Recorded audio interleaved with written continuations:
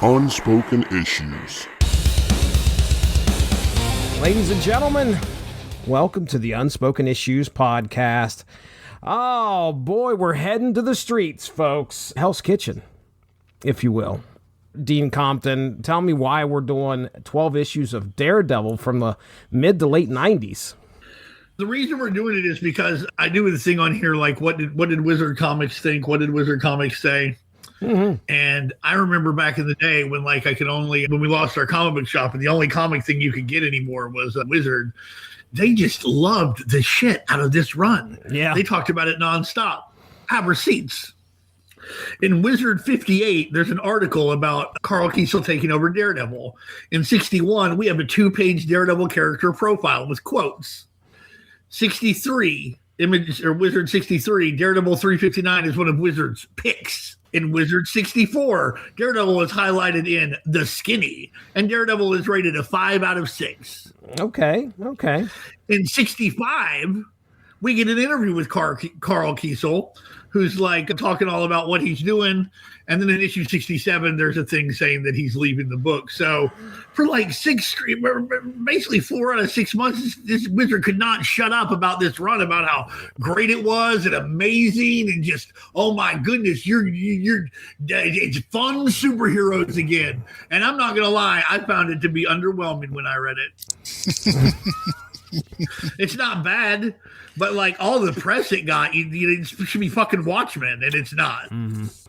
Yeah, I will say that I remember reading a letters page where clearly they were excited about the new direction of Daredevil, and maybe deservedly so. This wasn't a book that I was picking up in the late 90s, mid to late 90s. I wasn't reading Daredevil, so I aside from what I gathered in our first issue here of what came before, and I know this is post-Onslaught, which is that's a big deal because the Avengers and the Fantastic Four are not around. Darry, were you picking up Daredevil back in the day? What was going on with Daredevil in your life back in the 90s? No, I wasn't getting Daredevil back in the day. I had read a couple of issues of this run when Spider-Man or some of his supporting characters show up, but I was just picking it up because he was in it. I actually enjoyed it. I didn't think it was Watchmen, to use Dean's example, but I thought it actually did what it said it was going to do. It felt like the way people remember the first couple of years of Daredevil, probably not the way it actually was, because it had many, many different hands back then, but it felt like it was trying to be a classic book. And then I really enjoyed the introduction of Miriam Sharpe. I like the way that she filled the role as primary antagonist and the way you're teased on her relationship through the whole thing. It's probably not something I would read again, but I am happy to have read it. Let me say this. I'm angrier at Wizard than I am. Like, I'm not angry at any of the creators or anything. It's just this book, like, it just got so much hype. And, like, I think you're right. I think it did exactly what Carl Kesel said he was going to do in, like, the interviews where he's like, oh, it's the Scarlet Swashbuckler. And there's going to be witty banter and repartee and stuff like that. It's going to be fun. It's not going to be bogged down in a bunch of grim and gritty dark stuff. He absolutely did that. No problem. I don't think it's bad. I just think that, like, the example I'll give you is Napoleon Dynamite. You remember the hype for Napoleon Dynamite? And by the time I saw it, through no fault of its own, it couldn't live up to the hype. And that's what happened here. It's perfectly good superhero stuff. Like, I would rate it, like Richard rated like a 5 out of 6. I'd probably give it like a 3 out of 4. They were just like throwing everything in the kitchen sink at Daredevil's radar sense. I just could see a kitchen sink coming out of like that. But they were throwing everything, including the kitchen sink, at this. I don't think it could live up to the hype that they were giving it, but I don't want to take anything away from the creators. Oh, yeah, I understand that. Well, yeah, so again, like I said, I'm going into this not knowing a whole lot aside from what's going on in the larger Marvel universe. I was paying attention to the mutant books at this point in time. I knew about Onslaught. I knew about what a big deal that was. So, yeah, and this iteration of Daredevil, I think, has been, well, it sounds like he's been gone for a little bit, and then he's come back, and we find out that he hasn't stepped foot in a courtroom for like over a year. I think Foggy had just learned about his Matt Murdock is Daredevil, and there's a lot of tension. The last guy to learn. Like, it's really sad. He's your best friend. He's the last guy to learn. Probably found out from somebody else, too. Didn't find out from you. And then Karen, I think, was... And Dean, you might remember this. Yeah, she sold his secret identity for a hit of smack. And when was... Like, that happened in, what, the late 80s? Is that when Born Again happened? 86, 87? She's still bringing that up in this because she had given the identity to the Kingpin. Let me jump into this real quick. I'm going to give a little spotlight on the creative team here. So for the bulk of this stretch of Daredevil issues 353 through 364, the book is driven by a very consistent creative team. We got Carl Kesel. You guys already mentioned him. 353 is his first start on this book. That's his first issue. So we lean heavily into the legal drama, also family drama that's going on, friendship drama that's going on in Matt Murdock's life. He focuses on Matt navigating all these moral questions. We also get to learn about Rosalind Sharpe. I'll talk about her here in a second. On the art side, our pencils are done by Cary Nord, and Matthew Ryan is providing inks on most of the issues in this run. Christy Shield handles color on the majority of these issues. Michael Higgins and James R. Novak split lettering duties across the run. And then overseeing, as far as editing goes, James Felder is handling editing duties here. And there are also a couple notable deviations as we get through this. Specifically, issue, I think it's 358. Joe Kelly is going to be showing up, who actually takes over. I was going to say he takes over the book when Kesel leaves. Yep. And Cary Nord gets as much credit for this run as Carl Kesel. A lot of times it's referred to as the Kesel Nord run. Is it? Okay. All right. Pasquale Ferry comes in penciling that issue 358, and Art Taber does some inking as well. And then Gene Colan, superstar, 70 years young, comes in on this thing on issue 363, pencils a story, and not only helps Carl Kesel create a character who unfortunately only has 2 issues according to Marvel fandom, but we learn about insomnia here. I don't think she makes it much past the last issue. She got killed during Civil War. Okay, sure. I just made that up. I was going to say, I don't recall seeing that, but I'll go with it. I think that any character like her, though, that like just appeared for like 2 or 3 issues at some point, you're like, whatever happened to them? They got caught up in the Civil War. Either they quit, they got killed, or they got put in a secret jail. Cam Smith also shows up that issue and inks, and then by 364, Kesel's back, Nord's penciling, and Jay Gardner takes over editing. So that's a little focus on our creative team for these 12 issues. So let's go ahead. I'll start on, bear with me. I'm going to get through these first. I got a paragraph for each issue. So here we go. In Daredevil 353, titled The Devil's Work, Matt Murdock returns to the New York courtrooms after a year-long absence and attempts to resume both his legal career and his life as Daredevil. After saving 2 small-time criminals on a rooftop and forcing them to owe him a future favor, Matt arrives late to court, drawing media attention and sparking tension. Well, they're not really criminals. They were going to kill themselves. Is that what was going to happen? I guess I didn't put 2 and 2. I had a grenade. They were going to some links to do so. Don't get me wrong. I remember seeing the grenade going like, what is the plan here? And, oh, wow. Okay. So. But yeah, they were going to kill themselves. And that's why at one point when he like leaps off the building with him, he's like, this is what you wanted anyway. Yeah, I did not catch that. Because he swings down and I was wondering like, why isn't he calling the cops? And I was like, oh, he's going to cash his favor in at some point, and maybe he's just kind of, okay, all right. Well, anyway. Yeah, if you call the cops on somebody who's going to commit suicide, they just kill them. So no need to call the cops in that situation. I wish that was less funny because it's true. Oh, gosh. All right. Okay, so yeah, forcing them, or at least convincing them to owe him a future favor. Matt arrives late to court, drawing media attention and sparking tension with Foggy Nelson, who confronts him privately about secretly being Daredevil. While Matt tries to reestablish normalcy with Karen Page, Daredevil soon encounters the monstrous Mr. Hyde at a waterfront warehouse and defeats him. But during the fight, Daredevil discovers the body of a teenage girl in Hyde's lair, though Hyde claims he did not do it, and it cannot be proven that he did.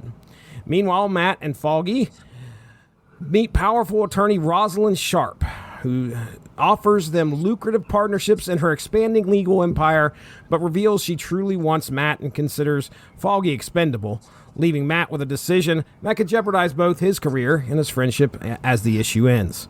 In Daredevil 354, Matt Murdock wrestles with Rosalind Sharpe's offer to merge his law practice with her powerful new firm while continuing to investigate the brutal crimes of Mr. Hyde. After a brief rooftop clash alongside Spider-Man, this is the Ben Reilly version, right? Yes, it is. Yep. Against a would-be assassin trying to make a name for himself, which, okay, does he call himself Shooter? Is that his name, or who is this guy? Like this villain? I can't remember his name now. I thought it was Bushwhacker at first because of the gun stuff. No, it's not Bushwhacker. It's not Bushwhacker. Yeah. No, Bushwhacker sucks in a different way.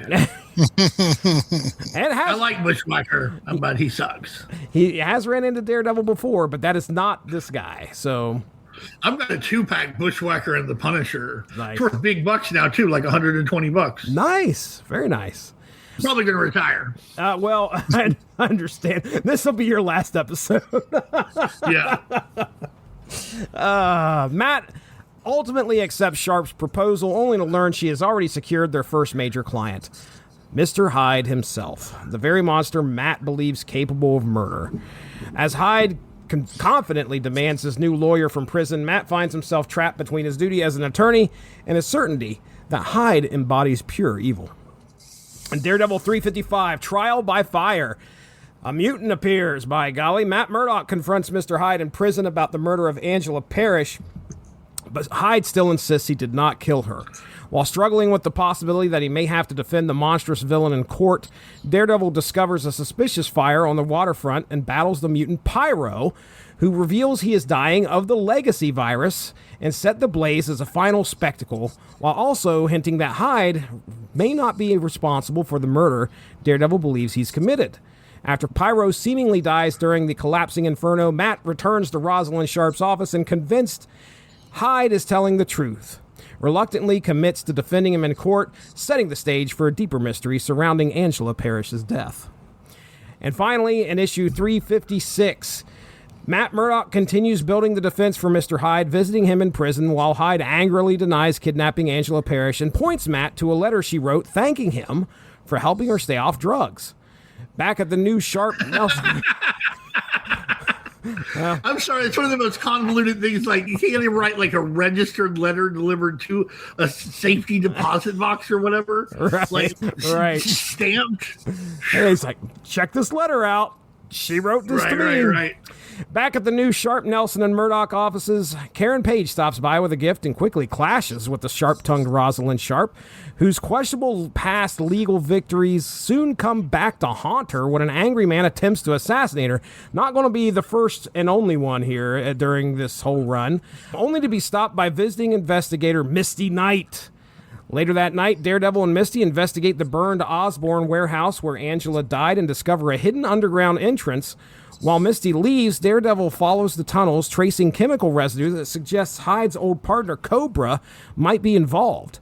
The trail instead leads him into another warehouse filled with the criminal gang known as the Enforcers, whom Daredevil battles while searching for answers, only to learn Cobra isn't behind the operation before being ambushed and electrically incapacitated by the true mastermind of the scene, the tech-armed villain Eel, leaving Daredevil helpless as the mystery deepens. So there you go. That's our first 4 issues. Dean, we'll start with you, man. Tell me what you're thinking here about these first 4 issues. They're good stuff. When Pyro shows up, I'm just like, I can't think of anything besides his X-Men arcade entrance where it's like, Pyro will turn you into toast. It's always fun to see Misty Knight. This book, even more than, like, they said it has a swashbuckling feel. They love that term in the old Wizard magazines, but it really reads a lot like a soap opera. Oh, very much. There is a ton going on besides Daredevil ninja kicking bad guys. There's a ton going on with Foggy and them joining the new firm, and Karen Page has a mysterious new job.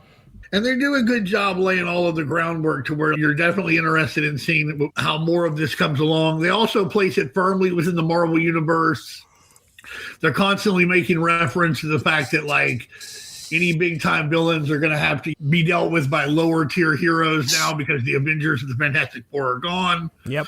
They're doing a good job with Karen and Matt Murdock. Like he said, he wanted things to have fun, have a fun feel. Well, for the most part, other than the secret job stuff, they just have fun. They don't really have a lot of tension. Not in a bad way. Like that sounds boring, but it seems like you're dropping in on a couple that really loves each other and gets along. So it has a good feel.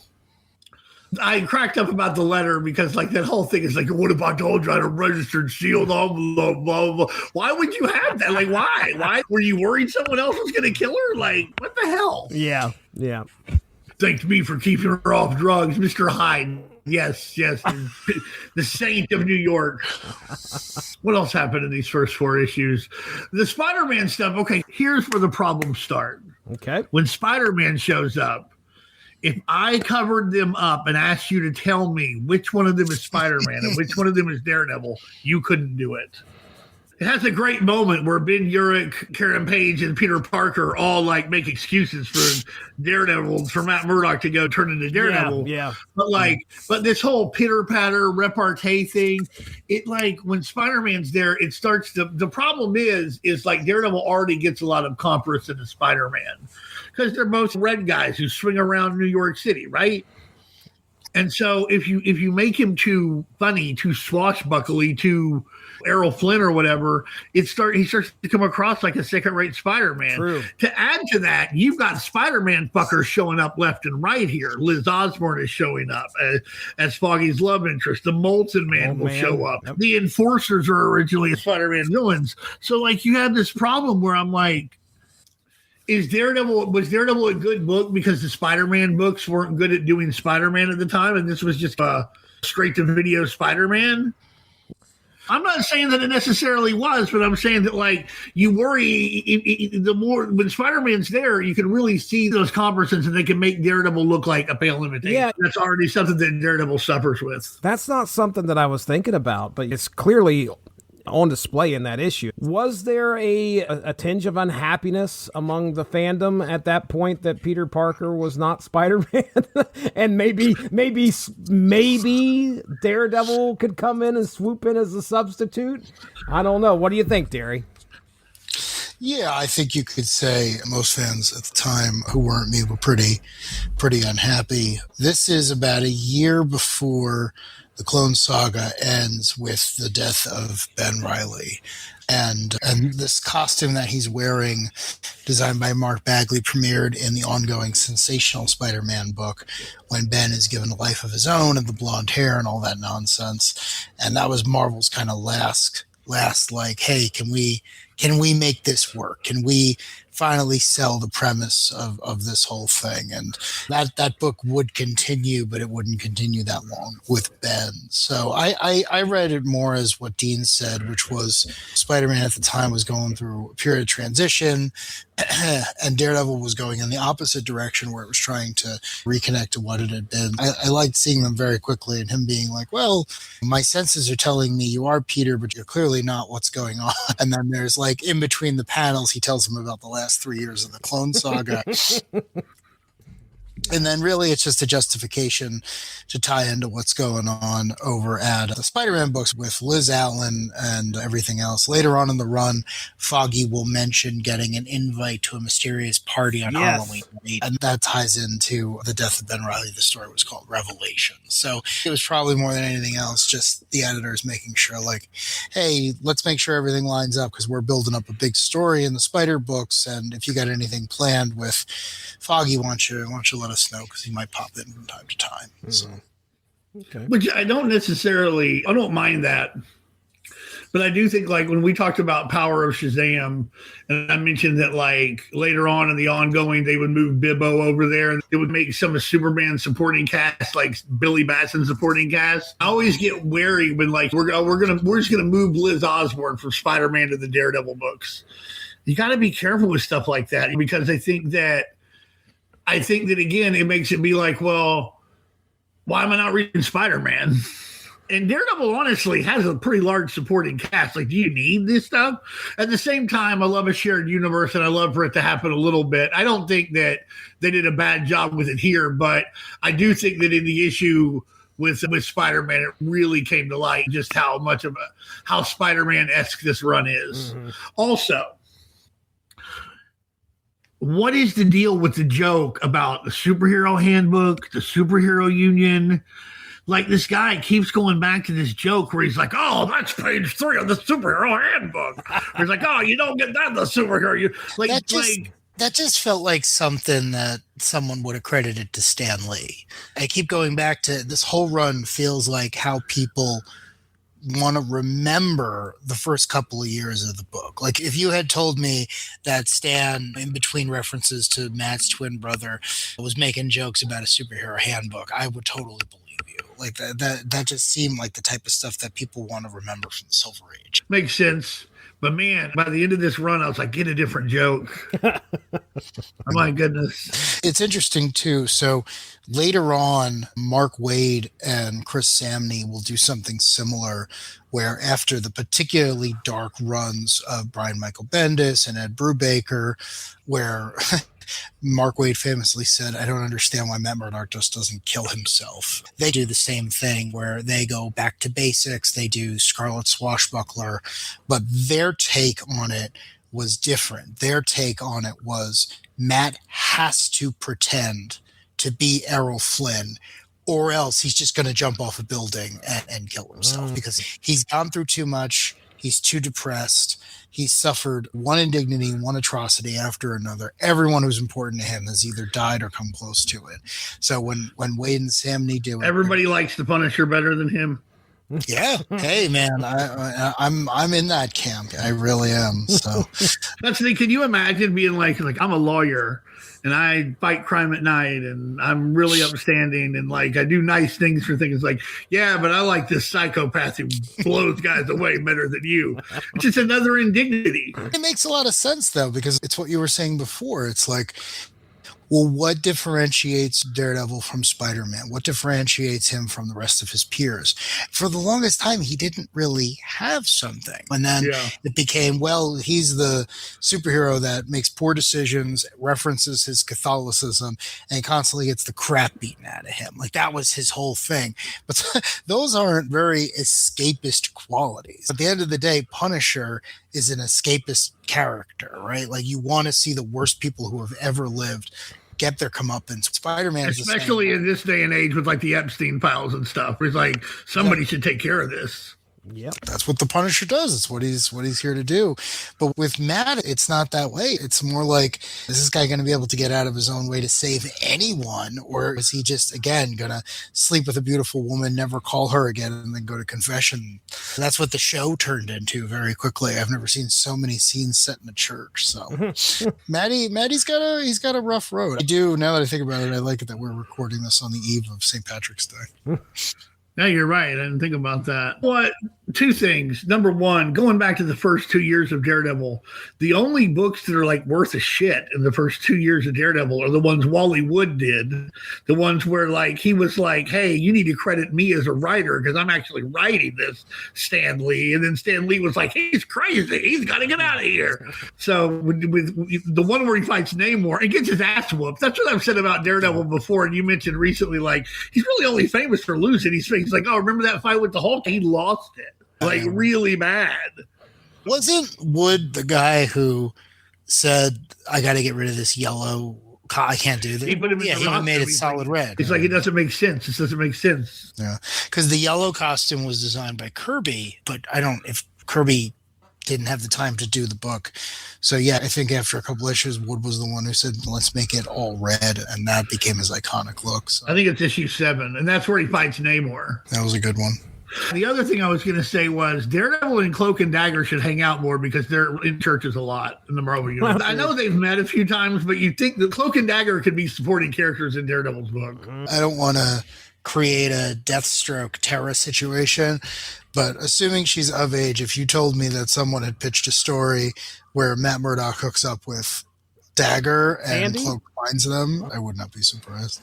What'd you think about Rosalind Sharpe here? She's going to be a recurring figure throughout this whole run. You got any thoughts on Rosalind here? I do. I really liked her for a few reasons. The first was I liked someone that makes Matt uncomfortable. I feel like that's so important to the story. I love that she comes in, they know who she is, and she immediately sets him off. And she's like, if you don't do what I tell you to do when I tell you to do it, your friend's going to suffer. Like there's no beating around the bush there. Like he can tell that she 100% means what she says. And I thought that was a really good way of upsetting the dynamic, where it's not just going to be them in court. It's going to be someone positioning them in a way where they have to choose. Like, are you going to do what I tell you to do, or are you going to try to do the quote unquote right thing? And what does that mean? And I really enjoyed that. I remember Rosalind from back in the day, and I always thought she was a good foil for them. The other thing I like is Daredevil is defined by these really weird relationships that he has with his parents, right? Battle and Jack, and then the couple of appearances of his mother as a nun. And I love that Foggy, who always seems like Matt's rock, it comes out of the woodwork where it's like, yeah, he had great parents growing up, but he also has this type A, super crazy mom who both wanted nothing to do with him, but also is finally seeking an opportunity to reconnect. But the way she does that, because she's such a twisted person, is to control his entire world and hope to direct him in the right way. So now I really enjoyed her introduction. I thought, like I said, I think perfect foil for this run. Yeah, she comes off as manipulative. The word control is a perfect way of describing it, because you can tell she gets some satisfaction of letting Matt know, like, hey, just if you don't want this job, Foggy ain't getting it either. And she's playing with Matt at that point. So what else do we have in this? Oh, my notes, by the way, I have like 2 notes here. There is a Mist reference in issue, I think the 4th. Right? Yes, there is. Yes, there is. Which is, I found that very interesting. Mist, by the way, for anybody out there that's listening, 1993. What were my notes here? Mist was released on Macintosh on September 24th, 1993, but it found its way to Windows in March of 94, and by golly, I was playing that thing on my stepdad's 486. What a hell of a game. I remember the ads for it, but I never got to play it. That's pretty wild. It really is. All it is just a puzzle game, but the graphics were the thing of the future. Like, it was pretty damn amazing. Yeah, Matt makes a Mist reference in this thing, which is fantastic. And I liked seeing Pyro show up. We already talked about him a little bit here already, but seeing him show up here and giving him something to do, essentially burn down a warehouse and also cast some doubt again onto Hyde's guilt. It served its purpose. It was just nice to see a villain that I wasn't associating with Daredevil show up here.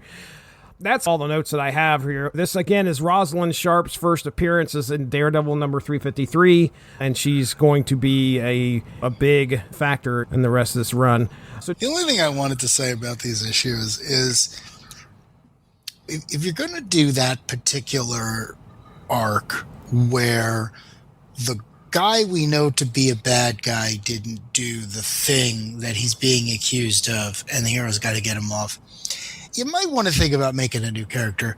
Because Mr. Hyde, I kept thinking to myself, like, well, he's still going to be in jail for life. Like they're treating this like if he didn't kill this girl, if this girl walks in alive, the judge is going to be like, oh, release Calvin Zorbo. He gets to go out. And they're going to be like, no, bring him immediately to the raft. He's going to the raft.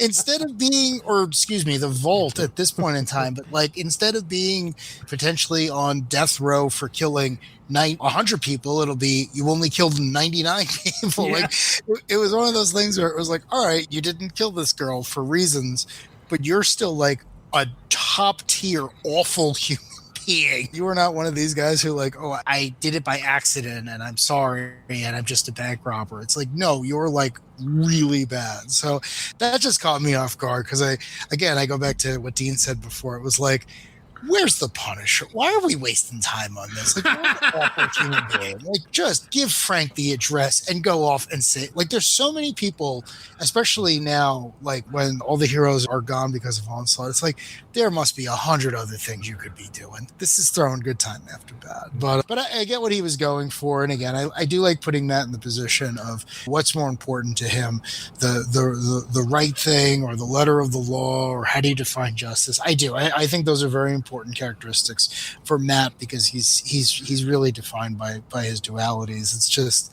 and in this entire run, he makes up so few new characters. He takes every opportunity to bring in a returning character, be it Pyro or Black Widow or Mysterio, or again, I did not expect to see the Enforcers. So it's just like, just maybe make something new, maybe add a toy back in. But that was my really only thought. I did like the way it resolved, and I liked seeing them whenever they were sharing space together, because Hyde's always drawn to be like the Hulk, right? He's always drawn to be overpowering and taking up the entire panel. And Matt is many things, but 9 times out of 10, he's the skinniest guy in the room. So I like the good parallels. I like that Matt's not really intimidated by him. So I thought that was good. But I just kept going back to the fact where it's just like, no, he's still going to jail, even if he didn't kill this girl. Dean, before I go into the next 4, the Enforcers? Yes. What about them? Can you give me an idea, like a long storied history here of these guys? I've never heard of them. They're Spider-Man villains. Okay, yeah. All right. They're Spider-Man villains. More Spider-Man guys villains, showing up. in fact. They're from the first year. They're old school. They're G1. Oh, wow. Yeah, they're really old school. And I don't know, I don't know much about them except they appear every now and then when somebody needs some guys. Here's Fancy Dan. Yeah, so the idea of the Enforcers... That's her name. It's like Ox, Montana, and Fancy Dan. Fancy Dan. And the Big Man, originally, yeah. And the Big Man, right. Yeah. And there's a 4th guy here, too, the Hammer-fisted guy. Hammer. I forget his name. Yeah, I think his name is Hammer, isn't it? And then he's revealed to be the eel who's taking place of the Big Man. You really got to bend over backwards to do it. But very quickly, because it's not that interesting. The Enforcers were created when Steve Ditko was doing this arc of the Big Man, who was years before anyone created the character of the Kingpin of Crime. There was the Big Man, and the Big Man was like this proto. He wore a mask. He was in charge of crime in New York, and the Enforcers were literally his enforcers. Fancy Dan knew all types of martial arts. Montana was a urban cowboy, and the Ox is this giant, very strong human being. And they would go out, and they would be the physical threat that Spidey would have to deal with while he was trying to figure out who is the Big Man? How do I stop him? And the big reveal at the time was that the Big Man was a reporter who worked at the Daily Bugle alongside Peter Parker. Oh. So after that, you didn't see the Enforcers for a while because they really just worked for this one guy. And this one guy was no longer in the story. And then after Ditko left, eventually they would introduce the Kingpin. And I think the Kingpin takes care of him in his first story, too. There you go. Okay, great. Yeah, it's been a while since I read that. You're probably right. So. You say takes care of him, like he buys him a house in the Bahamas. Okay. All right. Yeah, it's like, it's like I can't remember if he kills him or gets him, or if he has him killed or runs him off, but he makes it to where he's no longer a player. I think he's killed, but I can't. Think he kills him. Yeah, because I know the character's name is Frederick Foswell. I know he's dead by the time I start reading, and I think you're right. I think it's probably the Kingpin who did it or who sent someone after him. But it was this idea where it's like I'm the Kingpin. I'm in charge of crime. Anyone else who was doing this beforehand, they're gone. They don't matter. You absolutely 100% report to me. And then when Kingpin was a Spider-Man villain, he didn't even have a real name. He was just this big, heavy-set, bald guy with a cane that shot lightning for some reason. It wasn't until Miller came on where he's like, well, wait a second. Who is this guy? Why was he head of crime? And then he gave him the name of Wilson Fisk, and he tied it back to an actual crime story. But when the Kingpin shows up in Spider-Man, it's just, he's very much just a supervillain. Really have all that cool urban crime stuff going on. Well, now I know a little bit more, because like I said, I didn't know who these guys were. The first time I'd ever seen them. So... Yeah, they were making the rounds at this time. John Romita Jr., I remember, drew them into issues of Spider-Man. I think after Peter Parker's wearing the webs again. But again, it's this whole revival of in the late 90s, right before Marvel Knights, right before the Ultimate line, everyone was like, okay, let's reintroduce the classic, like the eel. I never expected to see the eel in this run. Yeah. But a lot of times it's like, okay, we're going to introduce them exactly how they were back then. But none of them took, because it's like, well, A, none of you were Steve Ditko, and B, you don't exactly have the original context. So it was a little rough. I was happy to see Green Smoked Mysterio, though. I always liked that costume. Yeah. Oh, yeah. All right, well, let's get into the next 4 here. This is issues 357 through 360. Daredevil 357. This follows 2 parallel crises as Matt Murdock is trapped battling the enforcers while Foggy Nelson struggles to defend Mr. Hyde alone in court for the murder of Angela Parrish. During the fight, the villainous Eel confesses that he killed Parrish in order to frame Hyde and take control of his criminal territory, but Daredevil tricks him into revealing this in front of the enforcers, turning them against him and allowing Daredevil, freed by Misty Knight, to capture the Eel in the sewers. Daredevil then dramatically delivers the unconscious Eel to the courtroom, forcing the charges against Hyde to be dismissed. Although the legal victory is celebrated, Daredevil immediately confronts Hyde after his release, warning him that he has quietly organized a network of ordinary citizens throughout the city to report Hyde's movements, effectively putting the villain under constant surveillance. Meanwhile, Karen Page secretly continues in her new job as late-night radio host Page Angel, a mysterious position that both exhausts her and attracts the interest of unseen higher-ups, hinting that her new career may come with hidden complications. And Daredevil 358, during the aftermath of the Onslaught disaster, a shaken New York struggles to cope with the disappearance of its greatest heroes, creating an atmosphere of fear that opportunists quickly exploit. Foggy Nelson meets with Garrison Peabody, who promotes a new insurance policy designed to protect civilians from superpowered destruction, while Matt Murdock clashes with Rosalind Sharpe over her cold plan to investigate the potential foreclosure of the Fantastic Four's Four Freedoms Plaza. Suspecting something suspicious about Peabody's proposal, Daredevil patrols... How many P's can I... Okay, all right. Daredevil patrols the damaged city and encounters what appears to be the Juggernaut, only to realize the attack is an illusion created with hallucinogenic gas and projections. The trail leads to a lavish banquet at the plaza, where a fake appearance by Onslaught, of all... He's just going to show up and terrorize these people at a banquet, causes chaos, but Daredevil exposes the deception and unmasks Peabody as a collaborator. Now, is Mysterio here, or is it just Peabody working for Mysterio? Help me out here. I cannot remember. I think Mysterio is working for Peabody. Mysterio's working for Peabody. Yeah, they got a scam going. Okay, I know that the unmasking happens. Is Peabody part of this, and that's who gets unmasked, or is it Mysterio that gets unmasked? I swear, Mysterio's got me confused. I think Mysterio got away. They've unmasked Peabody. Okay, all right. Thank you very much. Well, either way, so Peabody gets found out at this dinner.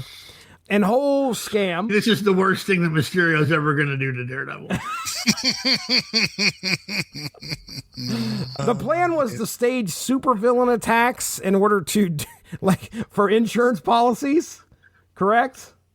And that's going to bankroll some things, some criminal schemes. Anyway, Foggy rescues Liz Osborne, who gratefully kisses him, while Matt's day ends on a sour note when Karen Page confronts him about secretly going to visit, or try to visit, Black Widow, reopening tensions about trust and secrecy in their relationship and leaving Matt frustrated just as he thought things were finally improving.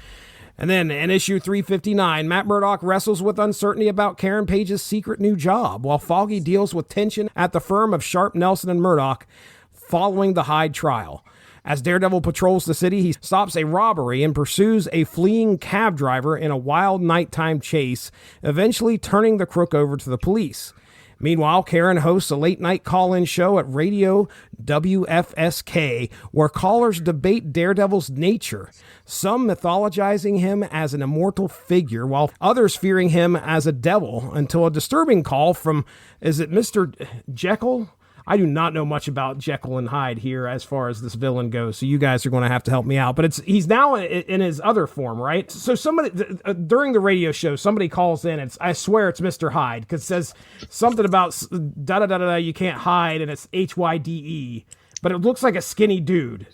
And it's definitely not the guy we just saw get off of. I know what you're talking about. His quote-unquote Jekyll form is a doctor named Calvin Zabo or Zorbo, something like that.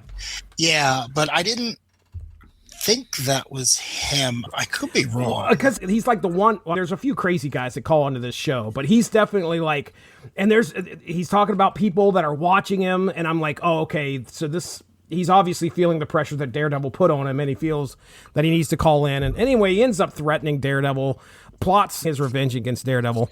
Meanwhile, Rosalind Sharpe manipulates events by putting Foggy Nelson on the air to discuss Daredevil, but Foggy carefully praises the hero without revealing his identity, while Karen speaks warmly about Daredevil as a good man who changed her life. Listening from a payphone, Daredevil secretly calls the show himself to warn Karen about suspicious rumors surrounding the station, leaving Matt encouraged by her words. As dawn breaks, Daredevil reflects from Four Freedoms Plaza on the absence of major heroes after the Onslaught crisis, realizing he may need to step up for the city just in time to confront Absorbing Man, who has arrived to claim New York while its greatest champions are gone. And in issue 360, Daredevil faces Absorbing Man, who is rampaging through the city, boasting that with the Avengers and Fantastic Four gone, the streets now belong to him. After being briefly buried in rubble during their first clash, Daredevil tracks Crusher Creel down and engages him again as the villain cycles through various absorbed materials. Paper, hot coals, and finally diamond, making the fight increasingly dangerous. Using agility, taunts, and careful observation rather than brute force, Daredevil exploits the brittleness, or at least the flaws, of Creel's diamond form, repeatedly striking stress points with the butt of an empty gun until the Absorbing Man's body fractures and he is forced to surrender before shattering completely. Meanwhile, back at the law firm, a tense confrontation reveals that Rosalind Sharpe is actually Foggy Nelson's mother. Sparking an argument between her and the woman who raised him, while Foggy is pushed into the spotlight with reporters asking about his connection to Daredevil once again. Exhausted and badly injured after the fight, Matt recovers at home where Karen visits and shares the revelation about Rosalind. The issue closes on a lighter note as Karen realizes Daredevil was the mysterious caller to her radio show the previous night, leaving the two sharing a quiet smile after a long and day. So there you go. That is issues 357 through 360. Darry, we'll start with you, buddy. We have the reveal we talked about Rosalind being Foggy's mom. We have Crusher Creel, Absorbing Man, showing up in these 4 issues. You talked about you like Green Mist Mysterio, and this is. Let me just say real quick before I turn it over to you, Darry. One of my favorite issues in this whole run is the people talking about Daredevil and their misconceptions who he is. So anyway, you go ahead here, man. What's your thoughts? Yeah, I liked that Matt himself was one of the people who called in, and he claimed to be Mike, which is his twin brother identity from back in the day, who I think he had to kill off, if I'm remembering correctly. That was a fun little nod. I really liked this whole turn of events for Karen, where they make you think that she's going to be a hooker, an adult film star, like that again. And then it turns out she's just on this like weird coast-to-coast AM radio thing at W Fisk, which I got a kick out of because, again, it's all about misdirection, right? You expect the big man to be or Kingpin rather, to be walking through the door any day. Oh, yeah. So I did enjoy that. And I love the crank callers. I love the 2 mooks who guard her, who are like her producers or whatever, but they're like clearly gangsters from Central Casting. I got a kick out of those guys. I really like that. It always creeps me out when people are talking about Daredevil as if he's a Captain America like figure, where it's like, oh, he could do so much. It's like, oh, he does too much already. And everyone's like, nah, man, he just swings on like a 5x5 block area. Like, he doesn't really leave the West Side all that. But yeah, I got a kick out of Mysterio. And as Dean mentioned, that character will be returning in just a few short years for a much more well-known story. But I love a good insurance scam. I love when it turns out that the supervillains of the Marvel Universe, instead of doing something truly spectacular or endangering the entire world, it's like, nah, man, insurance. People are going to pay premiums and we are going to not attack them anymore. The old schemes are sometimes the best. I thought these were good. Again, it's always fun to see Daredevil fight someone like the Absorbing Man, who was made to fight Thor and Hulk. Right. just knock down buildings with every punch, and Matt's got to really outthink him. So I got a kick out of that fight. I thought it was the highlight of the crazy guys he's got to go up against during this run. I think that appearance of the Absorbing Man in that fight, again, as far as the run goes, that is probably my favorite fight. I know just by playing the Lego Marvel games that Absorbing Man can reform himself, but it was fun to see that actually happen where he breaks his arm off and then the arm continues to move. I thought that was pretty funny. You're sitting there watching him at the final as Creel is just like swinging and Matt is ducking and then hitting him with the butt of that gun. And then by the end, like half of his body's missing. I don't know if that's apparently, if I learned anything from comic books, it's that you can crack a diamond with the butt of a gun. I had no idea. You have to know the stress points. Radars. Every diamond has a weak point and he can see it. Dean, what are your thoughts here, man? Well, I think that my favorite was the courtroom stuff with Foggy Nelson just like sweating and then just being like, well, I can argue this case. Any one of us can argue this case as well. And Daredevil, of course, doing Daredevil stuff in the sewers. The Mysterio issue's fun. I always like seeing Mysterio. And I think that the last Absorbing Man. Yeah. That's probably the best written as far as like wisecracks and stuff. Like he's actually doing a really good job. That's probably the one where the laugh out loud moment where he was like, I'll be worried if your girlfriend Titania was here. Yes. He forced her to get under Absorbing Man's skin. So. And there she is now. As far as WFSK goes, I've worked in the broadcasting media for a long time. And like those guys, like the guy's like, I'm the engineer. If he's the engineer, he's got to fix stuff when it breaks. Was he also like, oh, I went to school. I went to City University of New York, and I went radio operations, so I can fix this if it goes wrong. I just wonder because, like, somebody's got to be there. Like, the FCC is on top of that shit. Not that you have to have an engineer, but the FCC is on top of that shit as far as, like, licenses and stuff. And you have to have an engineer to maintain the equipment so that you can get the readings, so that you can put them down, so that you can maintain your license. So I just don't think that those guys can actually cut it in a major market. Yeah, you hire for what they know, okay? And the first thing is radio. Yes. Okay. Do you mind working for a criminal organization? No. Okay. You are hired, sir. That's the way you do it. Put that on the radio. Do you have a Tommy gun? Okay. Those are work tools that will be supplied by the employer. But if you have your own, bring it. Mm-hmm. Right. And yeah, Darry mentioned this earlier. A lot of misdirection. I was wondering, like, oh goodness, is she going back? Is Karen Page going back to her sleazy past? And of course, that's not what's happening here. It's very wholesome. At least she is hired for. She has no idea that there are some stuff going on behind the scenes.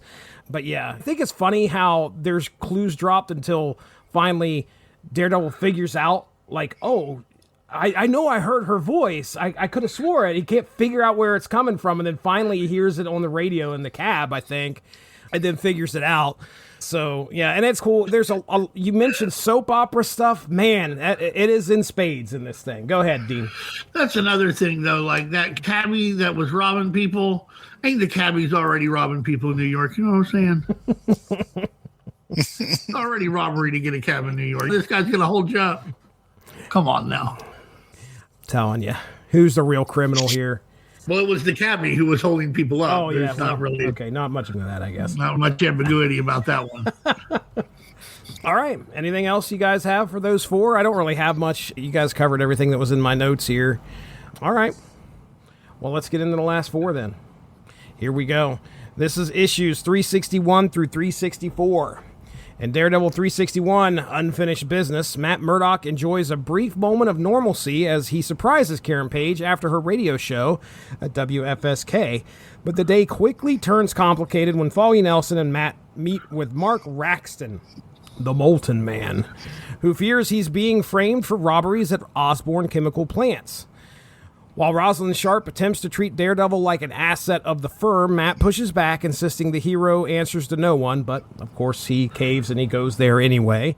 Later that night, Daredevil investigates one of the warehouses and discovers the true culprit, The Grey Gargoyle, clashing with Black Widow, who has her own vendetta against the villain. When Daredevil intervenes, Natasha angrily warns him to stay out of both the fight and her life, with a nice little punch to the gut, by the way, revealing a darker mindset as she declares that every villain who has crossed the Avengers will get their day. And I think she's planning on either killing them or making sure that they don't cause trouble ever again. During the chaotic battle, Daredevil disables the gargoyle by dousing him with water that turns to stone on contact, trapping him in a solid shell. Despite her lethal resolve, Natasha ultimately blasts a breathing hole in the stone prison, allowing the police to take the villain into custody. Daredevil later returns to the office, still troubled by Natasha's bitterness, only to be surprised when Foggy introduces a retired police dog named Deuce, the Devil Dog, as Matt's new seeing eye dog. Now in Daredevil 362, Matt Murdock is haunted by a nightmare in which Black Widow executes the Grim Reaper, reflecting his growing concern that Natasha may be crossing a dangerous line. The next day at the Mason building, Foggy Nelson hosts Liz Osborne and her son Normie when a gunman storms in with the message from aging mobster Billy Grippo, targeting Rosalind Sharpe. Daredevil quickly subdues the attacker, but the incident reveals that Rosalind and Grippo share a long, mysterious history. While Rosalind dismisses the attack and continues on to lunch with Karen Page, Matt investigates and discovers that early in Rosalind's Boston legal career, many of her cases were tied to Grippo, including a suspicious death that may have helped secure her independence from the mob. After overhearing Rosalind confront Grippo in the hospital, Daredevil presses her about the past, suspecting she once leveraged incriminating files or perhaps even committed murder to escape the gangster's control, though she refuses to confirm anything. When Daredevil finally speaks privately with Grippo, the old mobster reveals that Rosalind never truly belonged to his world and that he allowed her to walk away because of the fierce independence in her that he had grown to love, implying that his recent actions were meant only to ensure that she was still protected, leaving Daredevil and Grippo parting on uneasy but respectful terms. In Daredevil 363, Matt Murdock patrols a restless New York at midnight, reflecting on his worries about Karen Page and the increasingly ruthless agenda of Black Widow, when a mysterious sleepless woman begins setting events in motion.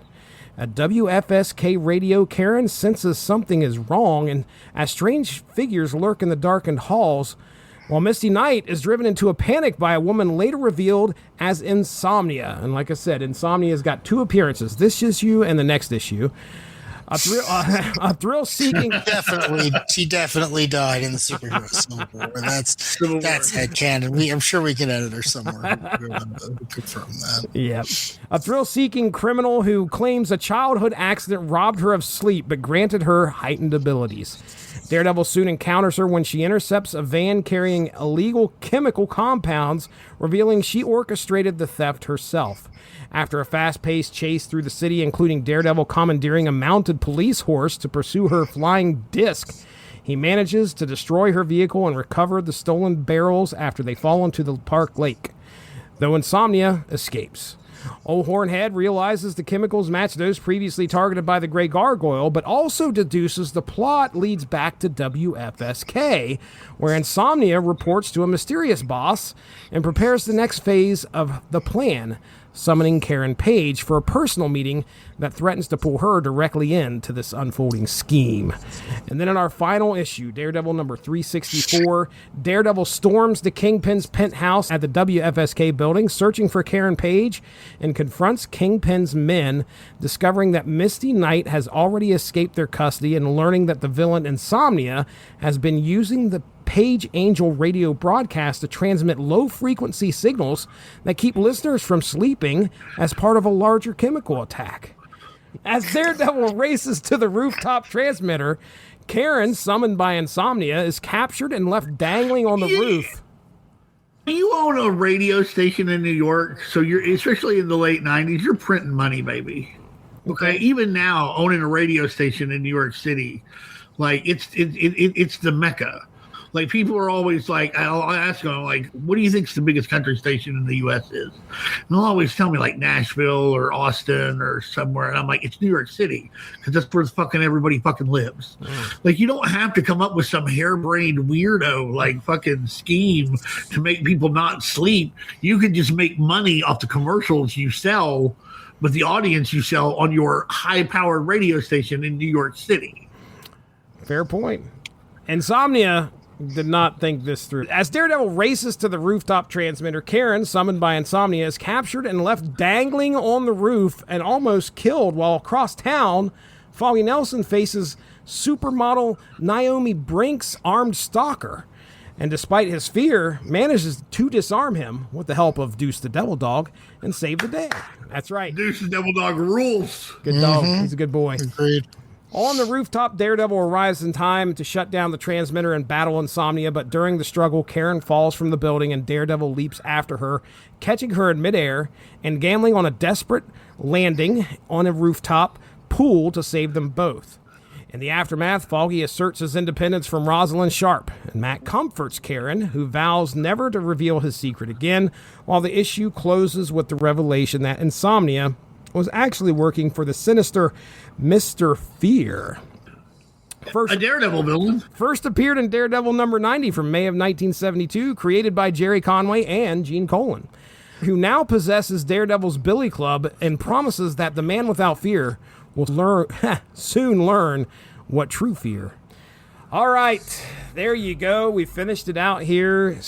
I cannot echo your sentiments there, Dean, about how there is a lot of soap opera stuff going on here, but we do get well done. That is a compliment. Yeah. And we get some action here for sure. We get a new villain that shows up here, which the 90s were known for. A lot of villains showing up. They get their 15 minutes and then they go away, and Insomnia is definitely one of them. But I'm invested in this whole Foggy Rosalind Sharpe thing. Amazing. It's probably the most riveting part of the whole run. It's just like it's their relationship and how it's going and where it's headed. Yeah. Yep. These issues, like you said, they really ramped up the soap opera and the action. It feels like Kesel knew that he was leaving, and so he got things ramped up the last few issues to end with a really solid landing.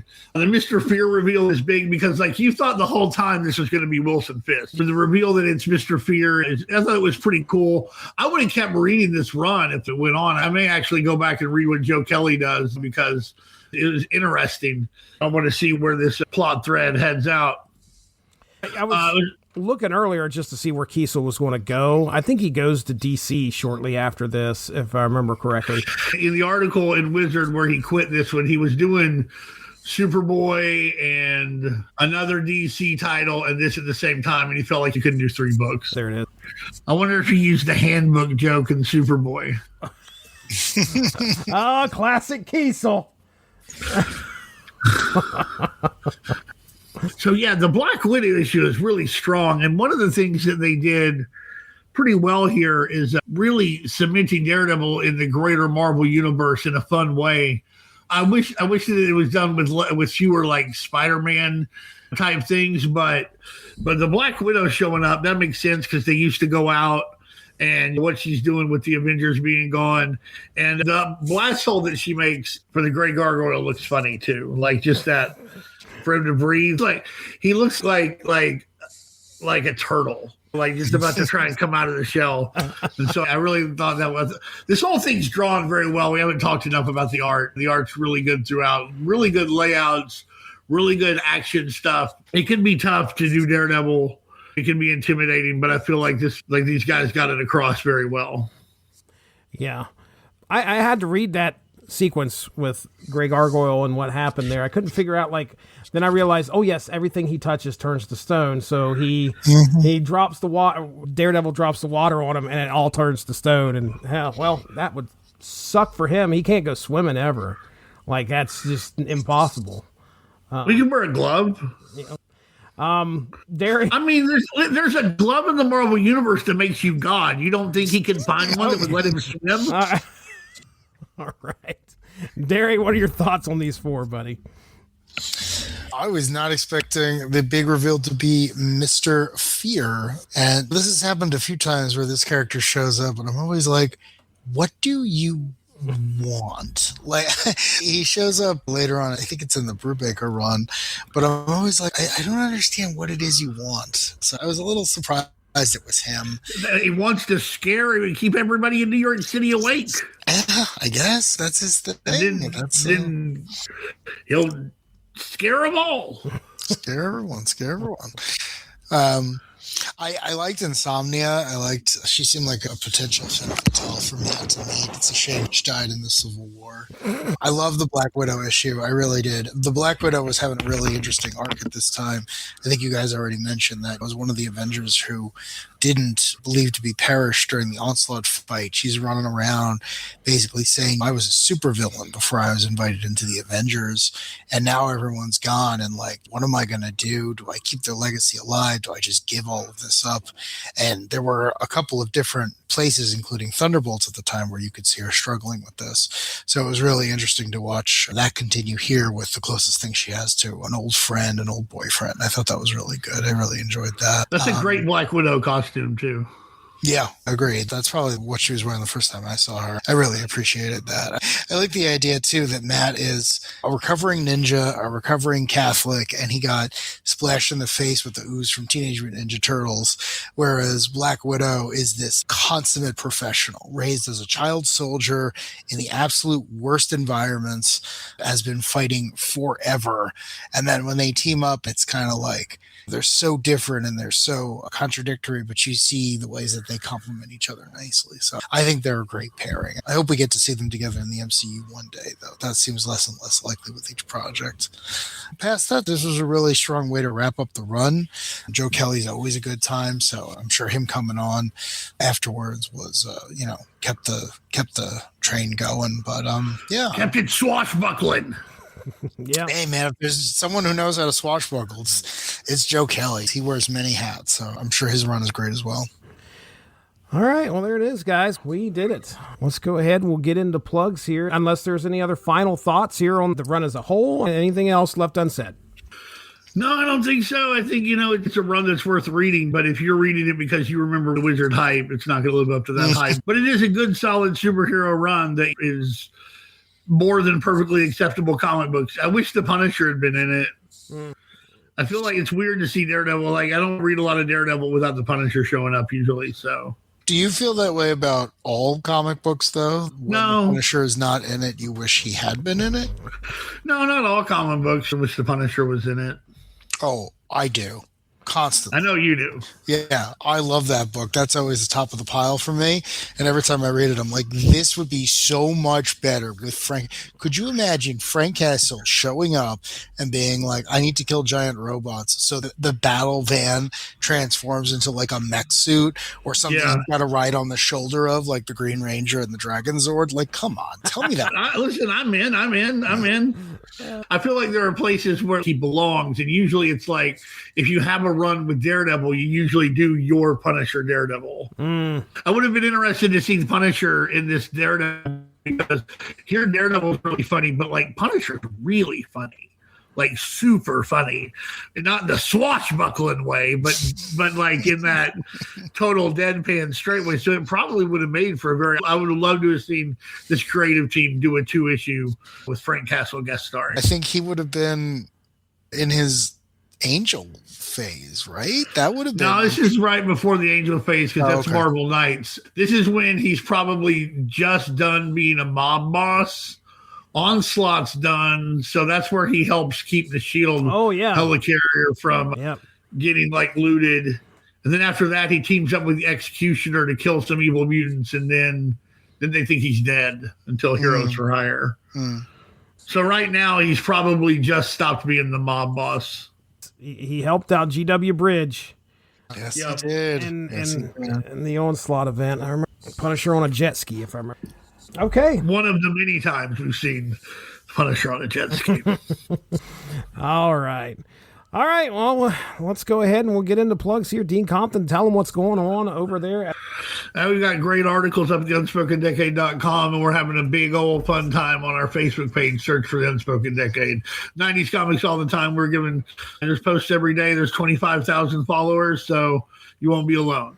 Yeah, real quick to tie into that, we usually throw up a poll once a month over there. Well, this year it's going to be at least once a month, but it'll probably be more than that. But I came up with a neat idea It's called 96 number ones, and it's all but nothing but number ones every month that came out in 1996.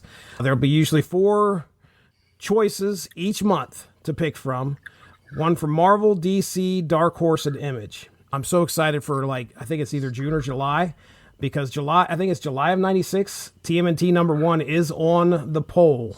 I want to see if you're ready for more body count.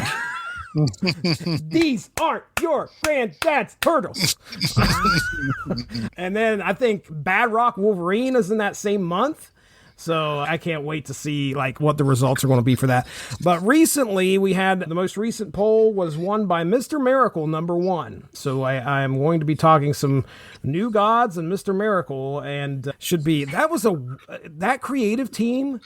Because I've already read the issue, but looking up the creative team, what a flash in the pan that creative team was, because there was very few issues amongst the writer and the penciler. But anyway, so that'll be a fun discussion. You guys check that out. You'll see a poll once a month there on the Unspoken Decade called 96 number ones. We've done February. We're into March right now. So March is going to be, I think currently it's a runaway. East Coast, coast to coast, number 1. Yeah, That's the one. We also have the Source Material Comics podcast. You're listening to this most likely on the Source Material Comics feed. Check that out. Got all sorts of fun shows there, Source Material. We talked about Grant Morrison's Nameless there a couple weeks ago, and I think today was me and Mark Radulich talking the Cobra Commander series that came out from Skybound, which was really good. How did you like that? I liked it a lot. It's bad fucking ass, man. It's really good. We had a good discussion on that, too. And, Snap Material, where me and Evan Bevins get together and talk Marvel Snap. So check that out. About 4 episodes once a month. And we did our top 5 skill cards. And, that was a lot of fun. All right, we're getting out of here. That over there is Dean Compton. Down there is Darry Waite. I am Jesse Starcher. Thank you very much for joining us. We'll talk to you soon. Have a good one. Bye-bye.